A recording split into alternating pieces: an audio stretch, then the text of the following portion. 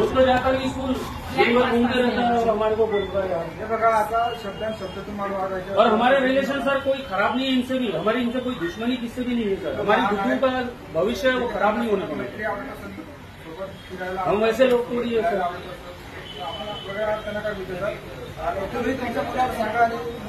अर्धा तास दाट वाजवतो तो कोणी उघडणार नाही, पण हे दोन्ही तिथं बसून दिमाग खराब होईल नाही का, माझ्या बायकोचा दिमाग खराब होईल नाही का सांगा मला। लेकिन वो मेन का औरत ने क्यों मेरे लड़की के स्कूल के कपड़े वाले सर उसके कपड़े अभी तक मेरी बुद्धू के वहीं पड़े, स्कूल के वहीं शूज पड़े, 6 दिन से स्कूल नहीं, ट्यूशन नहीं। हाँ नातेवाईक कैसे एक दूसरे से कोई रिलेशन नाते नहीं है। लेकिन जब उसके बाद कपड़े चेंज कर रही तो माँ बाप को बताना चाहिए ना उसने यहाँ क्यों चेंज कर रही है कपड़े स्कूल के, तो उसका भी तो कुछ हाथ हो सकता है बिगाड़ने में लड़के। पहली बात तो लड़कों लड़कियों को घर में क्यों बुला रही तू भाई, दरवाजा क्यों नहीं खुल रही आधा आधा 1 घंटा, क्या मैटर है ये, मेरे को बताओ ना क्या मैटर है ये। आधा आधा घंटा दरवाजे बजा रहे, खुल नहीं रहे तुम।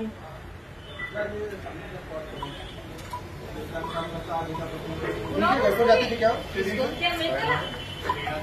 लड़की उनके घर जाती थी? हाँ सर वो भी ये भी सब सर, ये साथ में खेलते वेलते मैंने इसको मना भी किया मत खेल मेरे गुड्डू के साथ। सर मी आले कंप्लेंट द्यायला।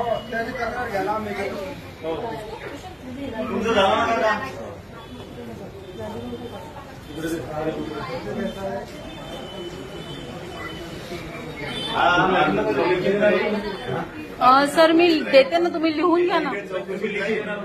मी सांगते लिहा तुम्ही, कलम 121 BNS चे तुम्ही लिखी देणार होते ना, तुम्ही तिथे बोलले नाही सर, मी तेवढंच देते, मला सरकारी कामात हस्तक्षेप करत आहे म्हणून स्वतःच्या अधिकाराचा गैरवापर केलाय सरांनी, महेश शिंदे सरांनी। माझी काही बाकी तक्रार नाही आहे, त्यांच्यावरती भरपूर कलम लागतात, 121, 124, 133, 134, अधिकाराचा गैरवापर करणं, अडथळा आणण्याची धमकी देणं, खोटे आरोप लावणं, भरपूर कलम आहेत आपल्याकडे। तोंडाने आमचे तोंडपाठ आहेत, तुम्ही विसराल आम्ही नाही विसरत, कारण आमचे दिवस रात्रीचे काम आहे। आणि हा प्रकार एकदा नाही झालाय, हा कमीत कमी 7 ते 8 वेळा झाला आणि आपल्याकडे प्रत्येक कार्यालयाचा व्हिडिओ रेकॉर्डिंग आहे। जर तुम्ही तुमचं फ्रॉड डॉक्युमेंटेशन लपवायला, लिगल हायर फ्रॉड, मृत्यूपत्र तुम्ही बनवलं, त्याच्या आधारे तुम्ही 4-5 सेलडीड करत आहे आणि तरी तुम्ही तुमच्या अधिकाऱ्यांवर गुन्हे दाखल करत नाहीये आणि वरतून तुम्ही सामान्य नागरिकांना धमक्या देता की आम्ही तुम्हाला 353 मध्ये अटकवू, ही कुठली दादागिरी झाली? मला तुमच्याकडनं कमिशनरकडे जायचं आहे सर, प्लीज लवकर करा ती कॉपी घेऊन, कारण मगाशी तुमच्या ऑफिसचा एक जण गुटखा खाऊन पण होता, रेजरपुरा पोलीस स्टेशनचे जे आले होते ना, माहिती आहे ना मला तुमचं गाडगेनगर, पण त्यांची कंप्लेंट आपल्याला लावायची आहे तिथे।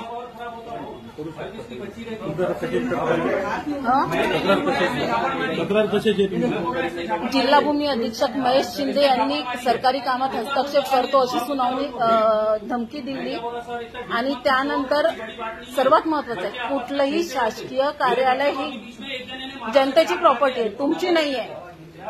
जे आज इथे कुठले गोपनीय कार्यालय नाही आहे जे आम्ही तिथे व्हिडिओ शूटिंग करू शकत नाही, असेल तर तुम्ही आम्हाला नियम द्या, कायदे द्या, दाखवा कोणत्या कायद्यानुसार आम्ही तुमच्या कार्यालयात शूटिंग करू शकत नाही। तुम्ही जर एवढे मोठे गैरप्रकार लपवण्याचे प्रयत्न करताय सर, तुम्ही सांगा मला, एक अधिकारी, एक नाही म्हणजे जवळपास आता 7 की 8वी वेळ आहे आणि आपल्या वेळेला प्रत्येक वेळचे रेकॉर्डिंग्ज आहेत। 353 मध्ये काय शिक्षा आहे? सरकारी कामात हस्तक्षेप करण्याची शिक्षा काय आहे? 2 वर्षाचा कारावास, अजून काय आहे? 10,000 रुपये मिनिमम दंड आहे। मग ज्यामध्ये आमची काही चुकी नाही, आम्ही भ्रष्टाचार उघडा करायला येतोय तुमच्या कार्यालयात आणि तुम्ही आम्हालाच खोट्या आरोपांमध्ये अटकवायचा प्रयत्न करताय। लिहा, महेश शिंदे जिल्हा भूमी अधीक्षक यांनी सरकारी कामात हस्तक्षेप करत आहे अशी धमकी दिली, जेव्हा त्यांच्या अर्धन्यायिक दुपारी 1 ते 1:30च्या दरम्यान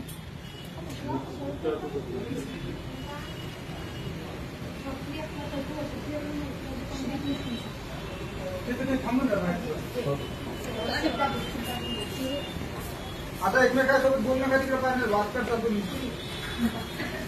तुमचं नाव सांगा पूर्ण। अनघा अमोल देवलसी, राहणार अमरावती, धंदा घरकाम, अनघा अनघा अमोल देवलसी, वय 45, धंदा घरकाम, वय 45 वर्ष, व्यवसाय काय करतो? घरकाम, हाऊसवाईफ, गृहिणी. गृहिणी. तशी मी डॉक्टर आहे, बट सध्या प्रॅक्टिस करत नाही बाय प्रोफेशन. राहणार जयंबे अपार्टमेंट, कठोरा रोड, अमरावती. स्वतःचं घर आहे. जय अंबे अपार्टमेंट. कठोरा रोड, अमरावती. संपर्क क्रमांक 94032. एक झापड़ मारा तो उसकी माँ यहाँ तक आगे मेरे बच्चे ने इसका खून में काटने लगे उसको हमारे मोबाईल नंबर तुम्ही 94032 8382 7020185623. दोन्ही चालू आहे, पण 702018 हा बीएसएनएल कधी कधी लागत नाही. हा फक्त व्हॉट्सअपसाठी आहे. हा, आणि तुम्हाला व्हॉट्सअप थ्रू पण तुम्ही तुमच्या नोटिसेस, मेल्स किंवा कन्व्हर्सेशन करू शकता. गाईडलाईन्स आहेत आपल्या जीआरच्या. ऐकतच नाही. आता इथून सापडे याच महिन्यात याच महिन्यात बस नाही मागे आला तर तुम्ही 8 दिवस अगोदर आता परवाच्या दिवसाची गाडी गेली काल जी म्हणा काल परवाच्या दिवशी आता काय या पत्त्यावर कोण कोण मिळालं? मी, माझे पती आणि माझे 2 मुलं, एक मुलगा एक मुलगी. त्यांच्या गावले राहते 3-4 दिवस झाले आले अभ्यास नव्हते चालू. पहिले रिपोर्ट द्यायला याचं की दवाखान्यात कोण आलं होतं? कोण आलं होतं?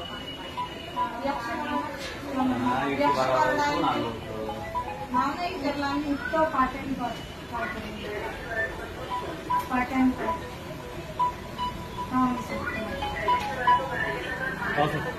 हा? हो इथं जाण्याचं माझी डिओ राहते.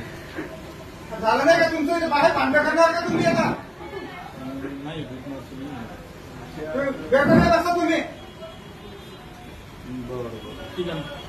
आपला हा आला कसा पाठवला? आला पाठवून द्या. हो पाठवून द्या. इथंच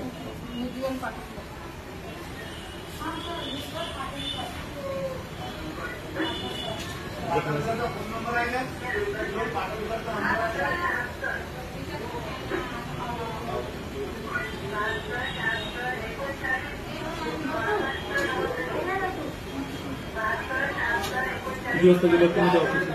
साधारणतः सर गेले होते तिकडे आयसी कमिशनरच्या ऑफिसला. तिथून वापस आले मीटिंगवरून. आणि यापूर्वी 17 तारखेला माझी मीटिंग झाली होती. या ऑफिसला किती वाजता गेले? या ऑफिसला मी गेली होती, समजा पहिले 12 वाजता गेली तेव्हा सर नव्हते. त्याच्यानंतर परत गेलेली, मला वाटतं 1:30 पावणे 2 वाजून 2 मिनिटं काहीतरी झाले होते जेव्हापासून चालू झालं होतं. आपल्याकडे व्हिडिओ आहे, व्हिडिओमध्ये गुगलला रिअल टाइम दिसतोच. अगदी सुरुवातीपासून व्हिडिओ काढलाय आपण. कशासाठी गेले होते तुम्ही तिथं?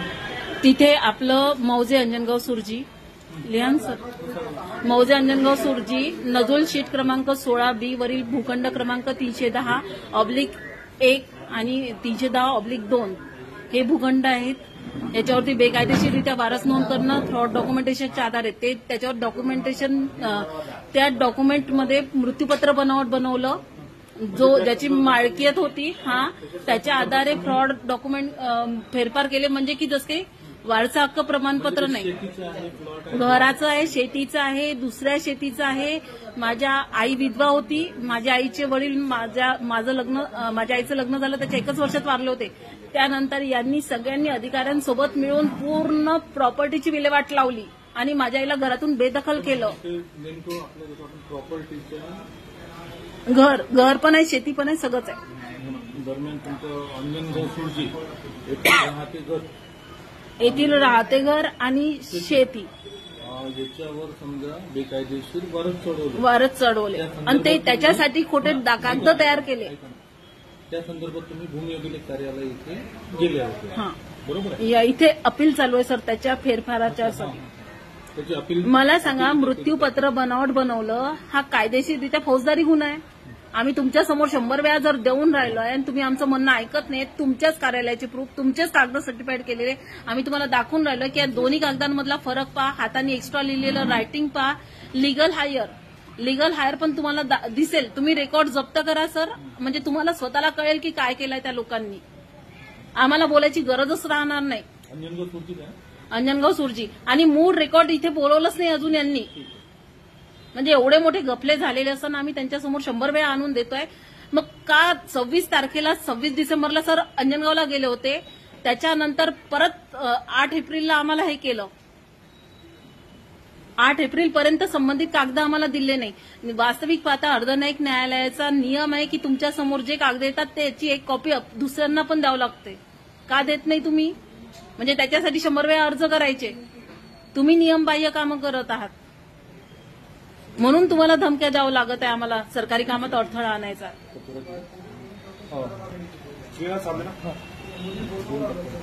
एकदा आम्ही जे रेकॉर्ड सांगतो ते तुम्ही चेक तर करा आणि मग आम्हाला ठरवा आम्ही खोटं बोलतोय का की समोरचे अधिकारी खोटं बोलतायत, कोणाची चूक आहे, कोणी बनवलंय फ्रॉड डॉक्युमेंट. आणि फौजदारी स्वरूपाचे गुन्हे आहेत.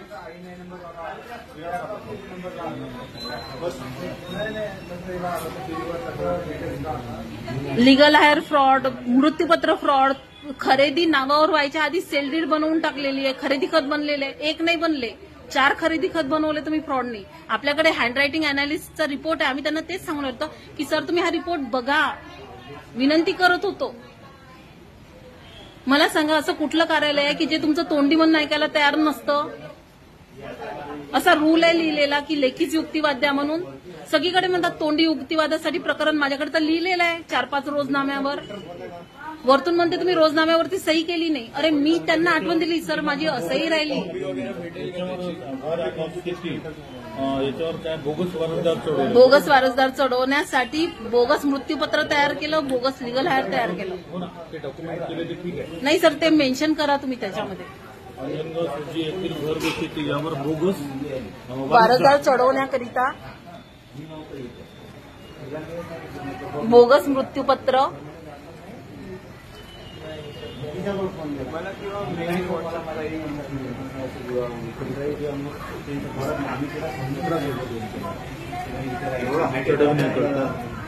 बोगस मृत्यूपत्र, बोगस लिगल हायर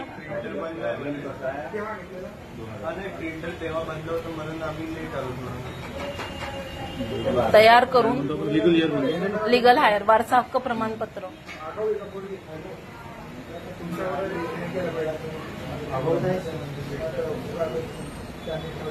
आणि आम्ही त्यांना विनंती करतो की तुम्ही कागद तर पहा, तुमचे रेकॉर्डिंग पाहायला तयार नाही म्हणजे ही कोणची दादागिरी आहे? तयार करण्यात आले त्या संदर्भात आपण तक्रार केली आहे, अपील केलाय.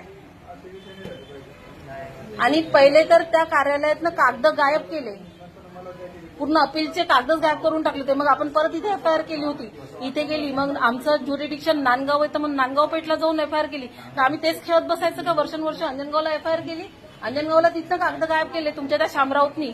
आता त्यांची त्या याच्याकडे परत एसपी साहेबांकडे सुनावणी लावायची आहे. तुमची आज अपील होती बरोबर? आज होती ना? हो आज अपील होती. आणि अपीलच्या सुनावणीलाच आपण त्यांना स्पष्ट कल्पना दिली होती की सर व्हिडिओ चालू आहे. आम्ही लपून नव्हतो करत की असं काही नाही की कोणाच्या लपून केलं होतं. आणि जसं त्यांनी ऐकलं की व्हिडिओ चालू आहे, नाही करायचं म्हणे, यांचं प्रकरण बंद करा, यांचा आमच्यावर न्यायालयावर विश्वास नाही आणि प्रकरण दुसरीकडे वर्ग करा. का वर्ग करायचं? जर तुम्ही खरे आहात सर, मला तुम्ही सांगा, तुम्ही जर खरे आहात बरोबर आहे ना, तर तुम्ही मला व्हिडिओग्राफी करायला नाही म्हटलं असतं का? हे सर करूच देत आहे ना, लिहू देत आहे ना, यांनी नाही म्हटलं का आतापर्यंत? जोही प्रामाणिक अधिकारी असेल, तुम्हाला भीती कधी असते एक्सपोज होण्याची? ज्यावेळेला आपण चुकीचं काम करत असतो. जर तुम्ही खरे होते, ट्रान्सपरंट होते, तुम्हाला समोरासमोर करायचं काहीच नव्हतं. मग तो व्हिडिओ चालू असो नाही तर अजून फोटो शूटिंग असो.